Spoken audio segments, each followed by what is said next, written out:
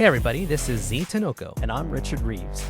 You're listening to Leading with Insight. Join us as we explore the latest trends, insights, and strategies for people who love leadership. Get ready to unlock your full potential and take your career to the next level. Welcome back to another episode of Leading with Insight. In our last episode, we had a panel of guests, so we didn't get to really dive into the whole Thayer experience, Z, and I'm really excited to hear about the 2024 experience. So do you have a little bit of nuggets or highs, lows to share with us? Yeah. I mean, I don't say this to all the groups, but that was the best group ever. But no, it was a good time. So a couple highlights. What I love to highlight is that this year, with some of the acquisitions we had representations from, some of those acquisitions and leaders. So Info Center, we had 2 leaders, SADA as well, which is pretty cool. And again, what I love about that, not only do you connect with leaders that have been here a while and never really had an opportunity to connect, that's the highlight. But then also when you have these new leaders coming in and kind of seeing them, integrated or part of our culture, and them connecting immediately, that's just the best part, right? Such a cool highlight. So I would say that was a big one. Attendance too. I know that summer is usually around June. Weather's amazing up there. Can't complain. Gorgeous. When I come back to Arizona, I'm just like, can I just bottle it, bring it back, and open it up here? Amazing weather. But the other cool thing is it's summertime, so a lot of leaders, it's a hard time to kind of take that vacations, and trying to get them to go out at that time is difficult. And we had literally almost like 98% attendance, or 99, almost 100. That was my goal. I was right there. That was pretty good. So it's all about informing them, giving a heads up, collaborating, working. Almost nailed it. I mean, I would say it's a win. Yeah. Nice. But that's it. But I kind of put that little insert about the best group because we have another alumni here a few years ago that went through it. So I wanted to get her reactions, and it was what I wanted. So we'll talk about our guest here shortly. Very cool. That's awesome. It sounds like such a great experience. It's no wonder why our leadership team is, really doubles down on our core values, and, it just really helps the mold and, that trickle down effect from leadership. Yeah, I mean, it starts from the top, right? Like our leaders have to really invest in their development, take care of themselves and their leadership. And I talk about this in all the trainings. I just had a PDL2, Purpose-Driven Leadership course too, that I graduated a bunch of leaders as well. And I just reminded them, right? Don't forget, you as a leader need to take your purposeful time off, which was a popular episode of ours. And, not only take care of your whole person, but then from there, you can then take care of your teammates' whole person, right? And, put them in a position to win. But if you're not doing it for yourself, it's going to be hard to do it for them. Yeah. And shameless plug, if you didn't see that episode, please go back and visit that. Let that one Very go good. viral, man. That one was huge. And it was perfect timing. It was during the holidays, Yeah, right? yeah. So it was like, I think we just nailed the timing. Yeah. Speaking of that, we're going to have one today because it's perfect timing as well. We're talking about Thayer. We're talking about leadership, but we're talking about how your personal brand, not only yourself, but now how can you encourage your team to start, thinking about their personal brand and develop that. So with that, let me introduce our guest. Yeah. All right. So this guest, actually, we've been trying to get her on the podcast for a while. She's so popular, always busy, always traveling, so much going on. And finally, the stars aligned today. And we have her here with us today, our very own Melany Clayton, now VP of Global Business Solutions. Did I nail it? You did. Oh, man, I was practicing that for hours. That was awesome. Welcome. Thank you. Yes. Thank you very much. So how's it been so far, your journey with this? People that don't know you, if you don't kind of like give us a quick, was it consumer digest, or what is that? What do you call that? A quick version, download. a short version of your bio with us? Reader's Digest. Reader's There you go. Digest. Okay. Consumer's Digest. That's a new one. That's one too, I think. But no, absolutely. I think one of the little known facts about me is I started as an elementary school education teacher. And so when I tell my bosses today, I'm like, if you ever want to rehire me, hire a teacher, because even though you think, well, how does that apply to what you do today? And I'm like, oh, it applies the most because a lot of the principles are the same. So I started my journey at Insight in 2005. So I've been here almost 19 years. I know I don't look that old enough to be here that long, but I am. And made my journey through many different facets of Insight between contracts. My first job at Insight was folding invoices for public sector contract, and then found my way into system integrations, which is where my passion was. And so made my way through many different integration projects and landed in IT in 2012, 2014 timeframe. And from there has just been an amazing journey as well. And now I am responsible for, wait for it, quality assurance globally, automation, Salesforce, which is the big news these days, the ERP teams. So if you think of SAP and Smart, as well as now the financial tools team. So a huge amount of teams, amazing people that I get to lead on a daily basis as part of our overall global business solutions team. Wow, wow. That I say that there's probably a lot more there. That this is like the short version, but what a journey, right? Yeah. Amazing. From being a teacher to now leading so many big projects, and not only big, visible, high impact. Yes. It's amazing. Well, it's awesome. Almost part of the double deck. What do you call it? Double decade club. Yeah, Right, that's almost Oh. there. Yeah, coined getting phrase close. now. What's that? 20 years? 20 years, Oh, yeah. okay. You're right there. You're Got almost me. there. You're Got right me. there. Yeah. So I know we have topics today, so we're gonna really just dive into like as leaders, what are things that we can do to first of all empower our team, or actually let our teammates know the value of your personal brand, because a lot of times they maybe never been taught that, or they don't know anything about that, or maybe they receive some feedback, right, where it's like it comes to you or you get feedback from others, or like, yeah, they need to work on some of these things. So why should they care? What are some best practices that you've done along the way, and of course, anything else that you can help our teammates develop their personal brand, especially coming from your background. Is such a I'm very curious to dive into it, right, Rich? Yeah, absolutely. And it sounds like, I mean, with all the things you do, you're over quite a few teams. So tell us a little bit about why personal branding is so important for teammates, especially in today's professional landscape. I think it's your first step forward. Like it's how you're seen by others. And I think it's so important for people to kind of understand who they are and how they're represented across the organization, and not just organization, but in life in general. So these apply both places, and I think it allows you to potentially have opportunities. So if people see you in a certain light, hopefully positive, because that's the goal. But if they see you in a positive light, they know your skill set and they know what you're about, then that leads to potential growth, which I'm a great example of that over my career. So yeah, it's so important. Very Yeah, so cool. let me go back in time. How did you first go into thinking about your personal brand? Was there a manager, a leader? How did you Mm. start thinking about that for yourself? Oh, that's a great question. I will tell you, to be very transparent, honest, because that's how I am. I don't think I saw my potential in myself early on. I really didn't. And it took leaders and mentors to ask the right questions and kind of give me feedback. And even to this day, I will tell you, I have mentors that, same thing, I'm always asking for feedback. But it's really about self-reflection and kind of understanding what you're good at, what you're not good at, which is equally as important, and then surrounding yourself with people who can help bring that out of you. And maybe people, for me, I had a mentor who saw more in myself than I did and really just pushed me. And when I would question and hesitate, they'd be like, no, no, like, good luck, let's go. And they would push you right out of the nest and into it. And then guess what? You're successful because they set you up for success. So, yeah. That's great. And that kind of goes back with the Tom Brady philosophy, know your limitations as well. So that's really great. And if you do have some sort of negative connotation with your personal brand, we also have an episode for that too. So go back in the catalog and check that one out as well. You're good at the plugs. It's always plugging. Yeah, man, Always. that's pretty good. Good job. Right? Yeah. I'm gonna put that in your review next time. Yeah. But I love that, and that's the thing, right? We're tying it into leadership. Is that a lot of times, hopefully we're fortunate enough, right, to have those leaders, and hopefully early enough in our career to bring that awareness. I love that you said, I guess lovingly nudge us hmm to set us up for success.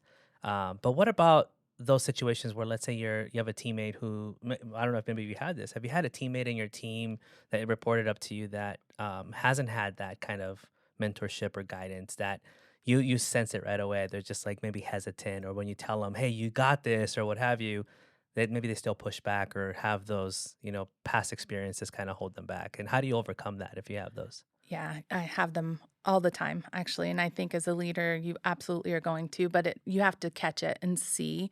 I think for me, when you sense that, you really have to do a lot of kind of mentoring with them and one-on-ones. I would think of just saying, trying to get to the five whys, if you will, of asking the questions of going back to try to understand why they are that way or why they're hesitant about doing that. And then show them that you support them and be there with them, but have them be the front, you know. And one of my leadership philosophies, I'm never in the front. Like I always want my teams to be out in front if there's that opportunity. And so it's supporting them in that success, and making sure they understand how to get there, not just the why or the what. It's how do you get there, and then give them feedback along the way. And eventually it builds upon itself as a rolling momentum. Seems like basically follow the process, right? Don't give up on them. Kind of Mhm. keep reminding, being there, doing the one-on-ones, the Yeah. coaching, the mentoring, and over time, hopefully they start to go, you know what, there's something different about this leader, that they keep investing and really are curious Hmm. about my development and my journey. Then you know what, let's give it a try, right? And it's not gonna happen overnight because they Mm-mm. have this history. Who knows? All of us have a history of our careers and what's led us to where we're at. But it's never too late that we're Right. finding out, right? Yeah. Yeah. Yeah. What Yeah. So, how can leaders really educate their team on their personal brand and how to expand that and grow? Yeah, I think for me, another shameless plug. There are a ton of opportunities. I'm not saying that just because Z's sitting here, but there is a ton of opportunities that Insight offers. There is a great example for the leaders, purpose-driven leadership, one of my favorites. And on top of that, working with them, they will build anything right that you ask for to help support the teams. But I think it's training, it's reading books on the topic and self-reflection. Modeling, I think, is a great one. And then I think one of the big pieces, also plug, is mentoring. And I know we have a fantastic program at Insight, but I think for me, it's finding what my gaps are and for my team, but also for myself, because I do this too, not just, for my teams, is finding mentors that fill the gaps that I perceive that I have, and working with them on how do they build, their rapport, or how do they learn these skills, and that helps me grow. And then conversely, I have my teams do the same thing and have mentors. Yeah, and I think that's one of the things I got to give you kudos, and there's a lot of leaders like that as well. But is knowing your resources, knowing your tools, knowing what's available, and 100%. for you, but also your team. And that's always the hardest part because I think with leaders, they tend to focus so much on driving, delivering results that they forget. Well, that's not sustainable. Only if you're just going, let's go, let's go, let's go. Hey, are you taking time to develop yourself? And by the Hmm. way, here's what we have. I encourage you, right? Not force you, but encourage you. These will be perfect for you, but let's work on a plan for you. And, that trickle down, right? Having your leaders do it to their teammates and so on and so on. And even then, to your point, yeah, if there's something that maybe that isn't in the catalog or isn't something there, like have a conversation. Hmm. Here's some gaps. I'm noticing a trend. Do we have anything? No. What can we create, or what can we do to Hmm. get that to them? And then, yeah, I've noticed that a lot recently, especially with a lot of your teams. We've been doing some cool stuff, Hmm. and what's it's a win-win all around because what we do is it was to go, you know what, this is actually could be beneficial for the other teams, and now it becomes an offering, right? And it's pretty awesome, and it keeps my team on their toes. They get excited all the time. Like I just talked to Ivana, and she's always like, "Oh my gosh, I'm creating this new thing." And then again, it's that energy, you sense it from them, and you don't want to stop that momentum. You're just like, to go for it. Like, how can I support? I want to get involved, right? But at the same time, it's yours. Run with it, and it's really awesome. So, testament, kudos to you and your team. And I think it builds the autonomy within the team too, because not only do we have the programs at Insight, but they create their own. Like our teams being a global team, we have teammates around the world, literally, and to see them come together and support each other and have monthly events where they talk about diversity and inclusion and cool things going on, or just laughing at whatever random things come up. So I think having the brand and building the brand of our leaders trickles down to our teammates because then they want to do the same. And so it's been really cool to witness.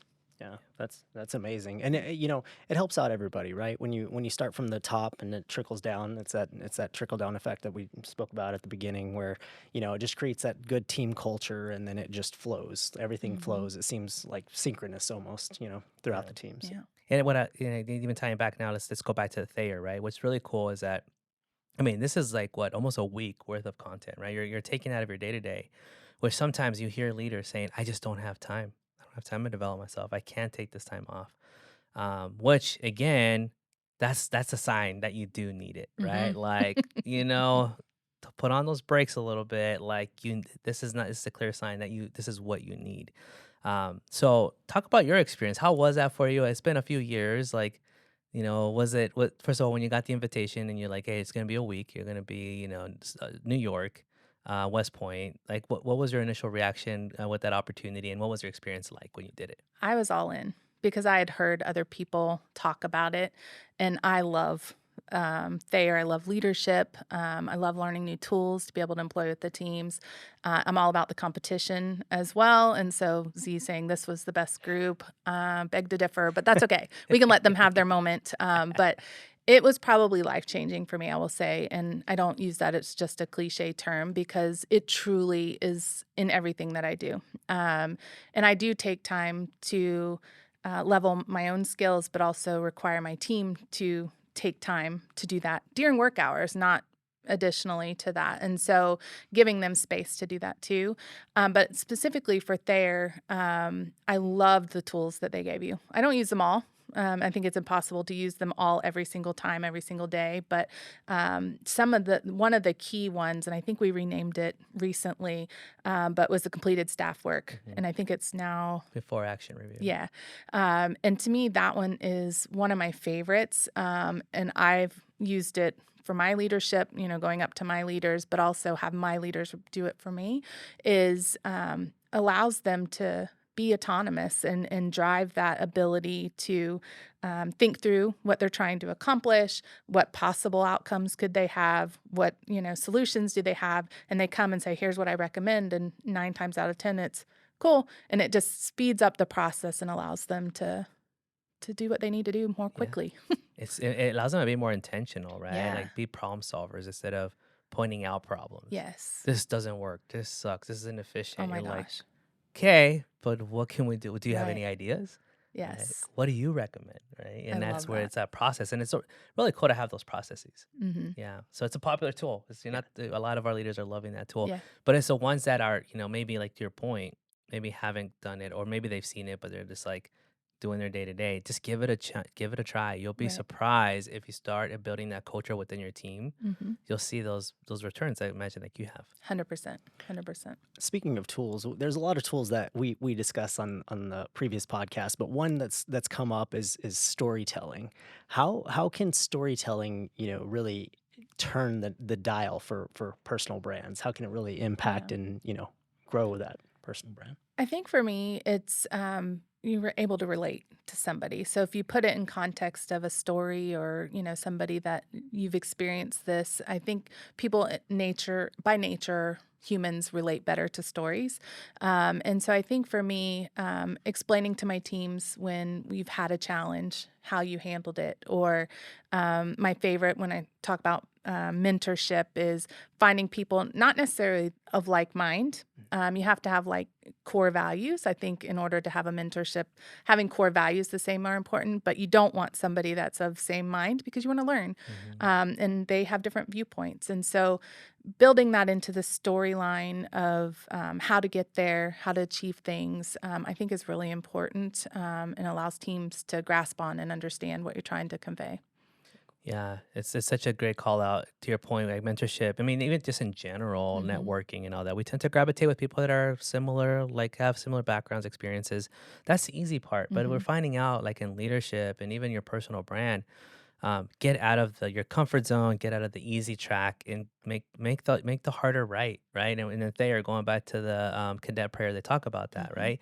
You can easily take the easy route, but difficult conversations, making those difficult calls, those decisions, all that. That's the hard right, and you have to. That's part of our responsibility as leaders is to do right by that. So I love that, kind Hmm. of encouraging them. One of the other things that I've been taught that has been coming up in a lot of our trainings recently is balance, right? We talk about work life balance or work life harmony, but outside of that, we're also talking about balance when it comes to, first of all, emotional intelligence, when it comes to communication, when it comes to even your personal your balance on work and development, right? Or even being was it confidence and Yeah. humility, Yep. Mm, right? Balance. That's the kind of the job of a leader is you have to have that right balance. But now, how do you instill that into your team when they're like work, work, work, work, work, and you're seeing that? How do you encourage them or help them through? Okay, you have to spend some time for yourself, mhm. develop yourself, think about your personal brand. Any tips that you've recommended with your team? Yeah, so balance is a tough word for me because I think it's what's most important for you to focus on at that time, and then other things may be less of a priority at that moment. So, yes, balance, but typically it's a pull of what's most important. I think modeling is so important. So, I can't, as a leader, say, you need to take your vacation, you need to be off, and then I work a million hours, or you should only work your standard working hours with some exceptions, but then I'm working 20-hour days. Which is difficult, I will It admit. is. But it's modeling first and foremost. It's supporting teammates. It's making sure that they feel supported, and cutting them off and saying, and I have the power like to go to a team and say, hey, cut their access if needed. But I don't actually really do She's that. got But the ability. Be careful. She we might know do Yeah. some that. people. I know some people, but I think that's important, and when I am on vacation, not answering emails and then having the team hold me accountable. So if they see me online, I bet you within 3 seconds I'm getting an IM, "Why are you Yeah. online?" And so it's allowing them to also give me feedback of, "Hey, you say you're supposed to be off. You need to be off." So I think that's some of the key things that I do in order to make sure the teams can take their time off. That is a great, and that goes back to personal brand, right? Because you develop this brand of like always on, constantly working various different hours. Well, your team's gonna be like, well, I want to be like you because you're successful, Right. or you're doing what you need to do. I need to do the same thing and be that successful, and then you're gonna create a whole bunch of burnout, right? 100%. And that's Yep. scary. Yeah. Yeah. So you kind of touched on this a little bit before, but how can, fostering a culture of individual personal brands really contribute to the success of teams? Mm, that's my favorite. Um, so I think for me, and I mentioned it a little bit around my leadership philosophy of having my teams be first always in all situations where that's possible. It's enabling them in their authentic selves because I think that is so important. Authenticity is one of my favorites.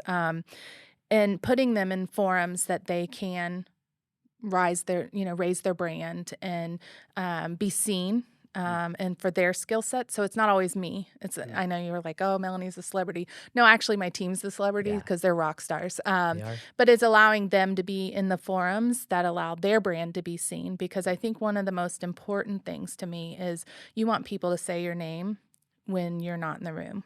mm, And in order to do that, the networking Z you were talking about earlier, having the team just feel empowered to make decisions when I'm not around is so important. So I think that's the key for me. Yeah, and it's interesting you say that because again, when I'm interacting with other leaders and having conversations, and then when I find, always what I do, I was like, all right, who are they reporting to? Let's see what they're showing. I'm like, oh, that doesn't surprise me. They work then under the team Melanie. That makes Yeah. total sense Yeah. because you can tell just the language that they're Hmm. speaking, right? I mean, just was it how long has it been? Like 6 months ago? I don't know. It's last year sometime. I did, and I talked about this in a previous episode. We did a career panel for a bunch of high school kids going into college, Hmm. right? Hmm. And one of your leaders was part of that panel. And just the words that were coming out, I was like, I'm trying to get out of my comfort zone. This is where I was in the past, but here's where I am now. This is how, just the word empower. Hmm. Getting out of comfort zone, challenging myself. This is not something I'm comfortable doing, but I'm doing it because I want to get better, and I Hmm. do the same for my teammates. So though that language, you can tell the type of culture that they're surrounded by. And guess what? Now that's going to pay it forward for their team, and then Hmm. so on and so on. So Hmm. I think that's a big testament. And to your point, yeah. yes, it's the team, but it's like that we talked. I mean, you talk about sports all the time. It's that coach that has all those coaches that come up, and they're the next super So, coach, Yeah. right? And I imagine what satisfaction do you get when you see your teammates develop and Oh my grow? gosh, it's my favorite, Isn't it? literally. It's funny because we were talking before this around, the announcement of my promotion and that I'm not, it's not my spot. I don't want to be in the spotlight. I'm fine in the spotlight, but I don't want to Yeah. necessarily be there. And I think my most impactful thing about that was when people reach out and they're like, it's so well deserved. You lead your team and your team's amazing and you're such a people first leader. Like, to me, that's why I'm here. And that's why I stay here, is the culture and being able to impact so many people on a daily basis. So, Yeah, it's just that reassurance, right? mhm, That like what your personal brand is being noticed and people are, are right. recognizing or at least calling it out, which is awesome. Yeah. Yeah. Yeah, I don't know if Melanie's been watching a few episodes, but she's hitting all the topics that we've discussed along the way. Yeah, so it's a you're really just ready for cohesive. another I'm for plug. Yeah, yeah, hire. yeah. What's the So other plug? yeah, people first, servant leadership. Let's go, bring it in Yeah, there. Yeah. no, that's amazing, and it really pays dividends, right? When you're that servant leader and you want to develop your team, people want to work for that, and people want Hmm. to really show up and put in that work and whatever it takes to really develop their personal brands. So Yeah. Yeah, so I that's know we're great. coming towards the last few minutes, and I'm just trying to think of like, okay, there could be some leaders out there that are still struggling possibly with, hey, like not only am I trying to work through my personal brand, but then I have to now, teach my team about it. What final advice would you have for those leaders that maybe are still hesitant or maybe even haven't thought about, hey, I need to spend some time in really helping my team think about their personal brand and getting them to that next level, or at least getting them. I think you mentioned the word like the visibility Hmm. or opportunities. Any final advice for those leaders that are maybe, I don't say hesitant, but maybe not quite sold or think that this is an investment into my team or my. Or yourself, right? Hmm. I think for me, it's be authentic and be transparent about what you're good at and what you're not, and then fill in what you're not so good at with training, reading books, asking for help, which is probably the hardest thing to do, is reach out and say, hey, I'm not great at this. Can you, come in and teach me some things? And shameless plug for Z and his teams, like that's where I would start. Is really just get some of the core trainings that we have available and start building that rigor within yourself. And then that allows, you to move it forward into your teams. Love the plugs today, man. Yeah. That's like the No, key all word. I about always them. have a key word in today's that.